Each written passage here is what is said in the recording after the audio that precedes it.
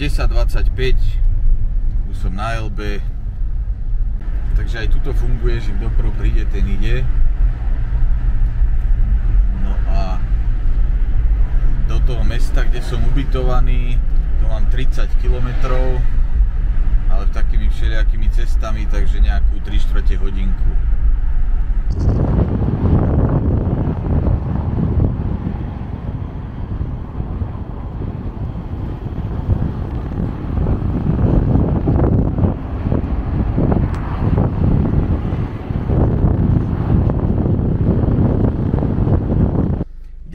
Hodín ráno a vyrážam pozrieť do akvária tu na Elbe. Malo by tam byť cez 1000 rôznych živočíchov. Je to odtiaľto síce len nejakých 25 km, ale zase tými klukatými cestami, takže bude to niečo asi cez pol hodinu, možno 3/4.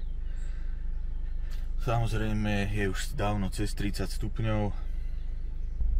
Bohužiaľ s parkovaním je to všade také všelijaké, aj tu na vlastne v apartmáne, a auto sa bohužiaľ bez újmy odtiaľto nedostane. Môžem robiť čokoľvek, proste to sa nedá prejsť.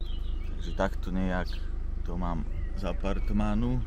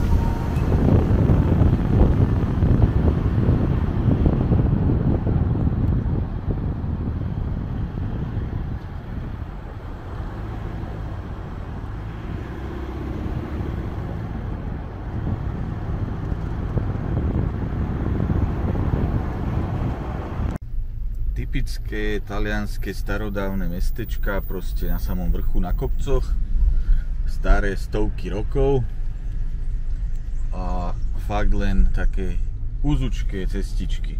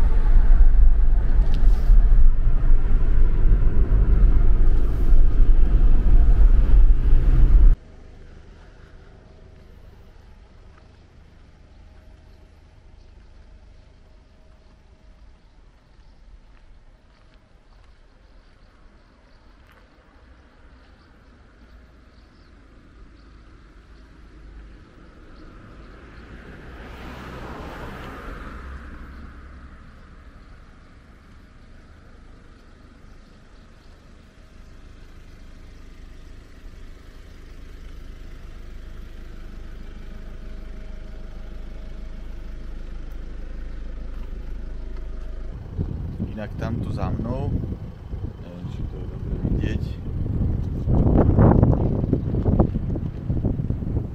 tak tam je vidieť veľký ostrov, to je Korzika. No a mobil niekedy chytá francúzsky signál, už mi to tu hlásilo, že som vo Francúzsku.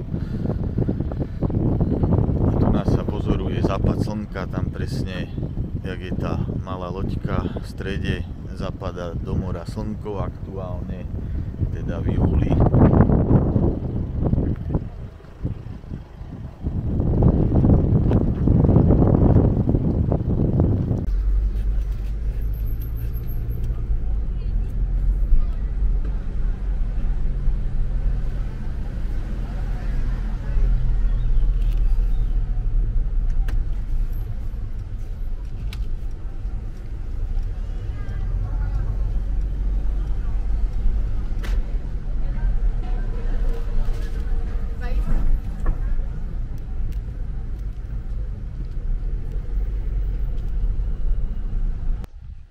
Takže 10:48, prišiel som pred to akvárium, samozrejme, aj tu sú Češi.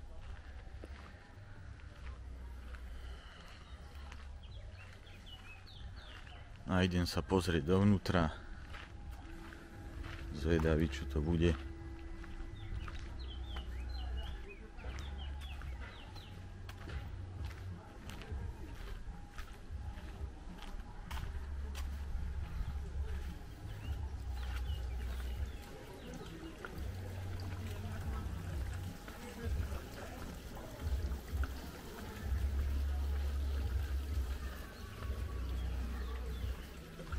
Takže 12 € vstupné a idem teda sa pozrieť dovnútra.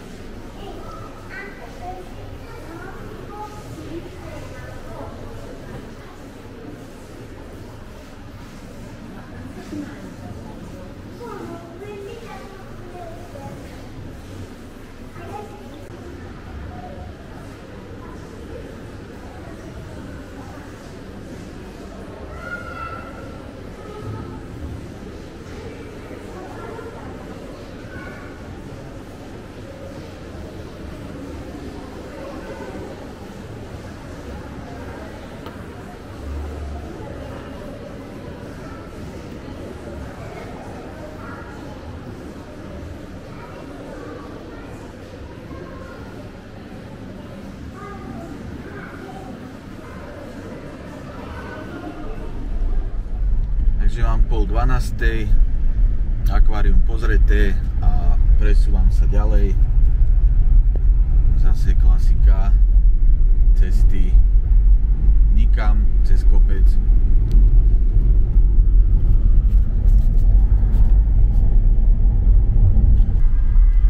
Tak som v starodávnom meste Capoliveri.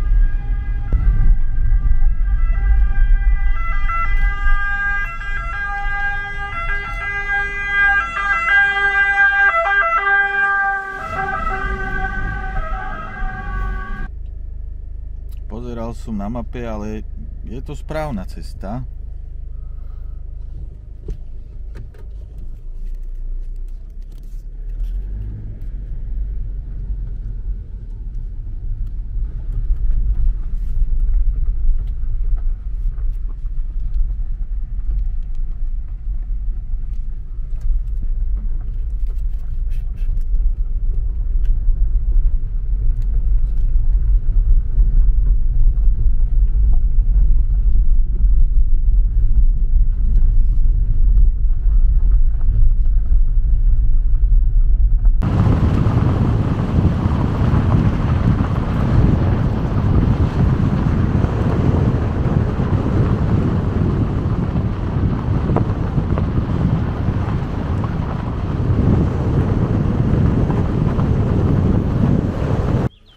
Takže na vlastne túr, alebo ako to mám nazvať, sa ide až za 1,5 hodiny, takže idem zatiaľ pozrieť niečo ďalej. Tu sa to nedalo, som zapol klímu, nechcel som, keď stále vystupujem, také šoky, ale už mi prestal fungovať mozog, aj kamera, aj auto, aj všetko, lebo to je peklo.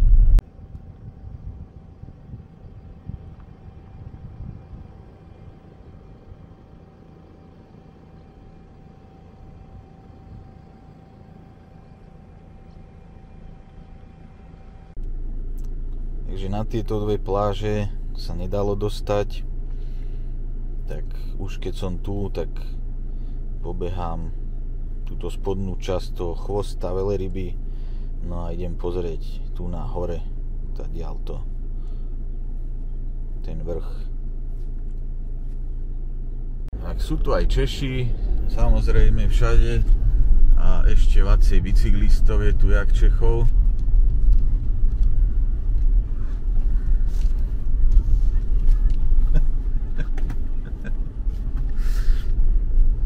Hello Slovakia mi kričia, hello Slovakia. Proste si tu porobili asi, ja neviem, či mafiánkovia alebo niekto. Ale proste ide ďalej cesta. Idú proste tie cesty ďalej na tie peknučké pláže. Ale je tu zase rampa. Proste sa tam nedá dostať. Proste tam sa nedá ísť, došla za mnou policajtka v civilnom aute, že ďalej nie, že a prečo, že nie. Tak tam, že mám ísť naspäť a niekde zaparkovať. Takže vlastne obidve tie časti tam sa nedá dostať ani z tej spodnej strany okolo tých baní, ani z tejto proste druhej strany. Na tú spodnú časť chvosta sa proste nedá dostať. Tuto je za mnou v tej C3 a ona tam podľa mňa púšťa tých, čo sú tam ubytovaní, alebo nejakých takých, čo si to môžu dovoliť. Lebo na čo by tu sedela, však by bola len tá rampa dole a hotovo. Alebo zamknutá.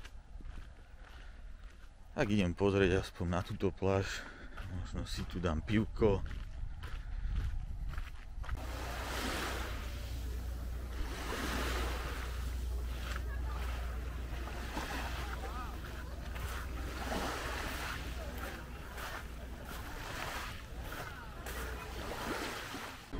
som hladný jak pes, celý deň chodím, takže idem sa najesť.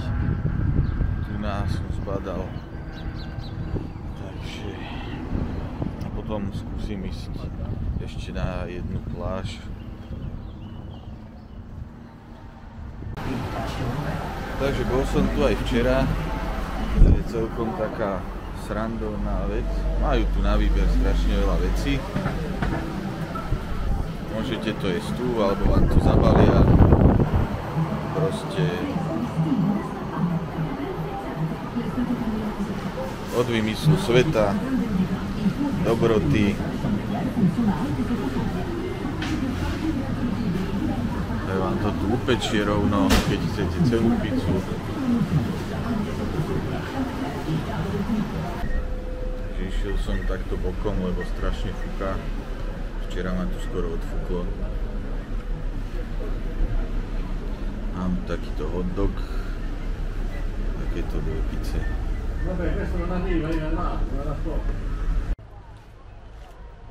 Idem na pláž Spiaggia di Cavoli, alebo teda pláž Cavoli.